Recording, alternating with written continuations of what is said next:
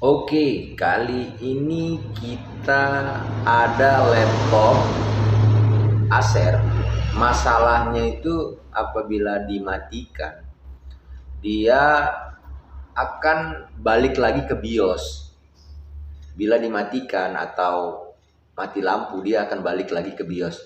Jadi setiap kita kali mau hidupin laptop tersebut, mesti setting dulu.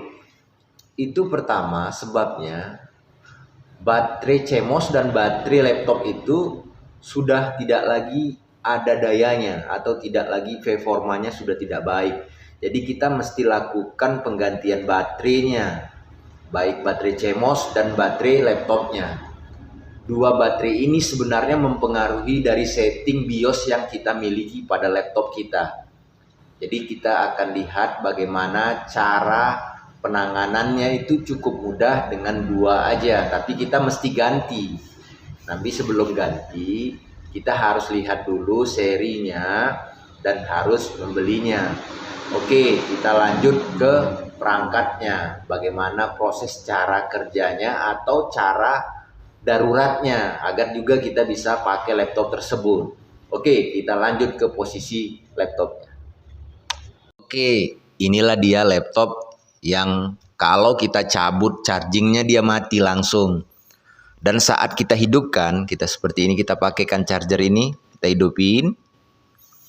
Kita tekan powernya. Iya, kita tunggu. Dia bukan tampil ke Windows, tapi tampil ke BIOS. Jadi kita nggak bisa kerja, karena dia tampilnya ke BIOS-nya. Tidak tampil di bagian Windows-nya. Nah, ini udah tampil. Kita lihat aja. Inilah dia masalahnya. Banyak kadang-kadang kawan-kawan yang mendapatkan masalah seperti ini saat kita mau kerja. Sebenarnya secara darurat, sebelum kita ganti baterai atau kita ganti baterai CMOS-nya juga, kita bisa setting. Kita geser aja ke bagian kanan. Ini kan ada bagian UEFI OS ini, ganti dia, enter aja. Di enter aja, dia akan jadi seperti ini. Ambil bagian legacy OS, legacy OS. Itu enter saja. Setelah enter, kita save pakai F4 atau F10. Jadi ada beberapa laptop memang biasanya paling banyak tuh F10. Tapi untuk laptop versi yang ini, yang di depan kita ini, itu dengan menggunakan F4. F4 ini maksudnya simpan. Kita tekan aja F4 atau F10, gitu baru tekan enter. Oke. Dia akan bisa masuk ke Windows-nya. Kalau kita tidak buat hal seperti ini, kita tidak bisa kerja karena Windows yang mau kita gunakan untuk bekerja itu nggak bisa tampil. Dikarenakan settingannya itu kembali ke UI OS tadi gitu, kembali ke settingan awalnya lagi.